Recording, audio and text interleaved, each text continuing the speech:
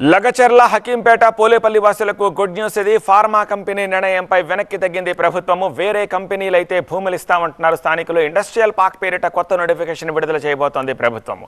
Textiles కంపెనీలకు ప్రభుత్వం ప్రాధాన్యత ఇవ్వబోతోంది. స్థానిక యువతకు దీనివల్ల భారీగా ఉపాధి కలిగించే అవకాశాలుంటాయని ఆ దిశగా చర్యలు తీసుకుంటున్నట్టుగా ప్రభుత్వం ముందుకెళ్తున్నట్టు తెలుస్తోంది. లగచర్ల నోటిఫికేషన్ ఉపసంహరణపై హరీష్ రావు స్పందించారు.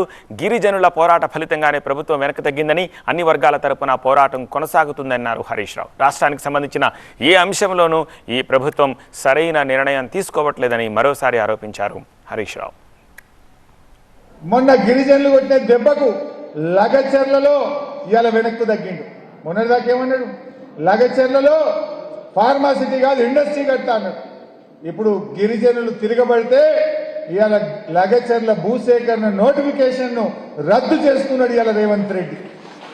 అట్లా అన్నిట్లలో ఆగమాగమే, ఏ నిర్ణయం కూడా సరిగా లేదు. మెట్రో రైలు రద్దంటాడు, ఫార్మాసిటీ రద్దంటాడు, ఇప్పుడు లగచర్ల కూడా రద్దయింది. అసలు ప్రభుత్వం ఎందుకు నోటిఫికేషన్ ఉపసంహరించుకుంది అన్న డీటెయిల్స్లోకి వెళితే ఈ నెల 23వ తేదీన వామపక్ష నేతలు సీఎం రేవంత్ను కలిశారు. ఇది ఫార్మా విలేజ్ కాదు, ఇది ఇండస్ట్రియల్ కారిడార్ అని సీఎం ప్రకటించారు. గ్రీన్ ఇండస్ట్రీస్ తీసుకొస్తామని చెప్పారు. ఫార్మా విలేజ్ పేరు మీద ఇప్పటికే ఉన్న గెజెట్ తోటి భూసేకరణ చేసేందుకు వీల్లేదు.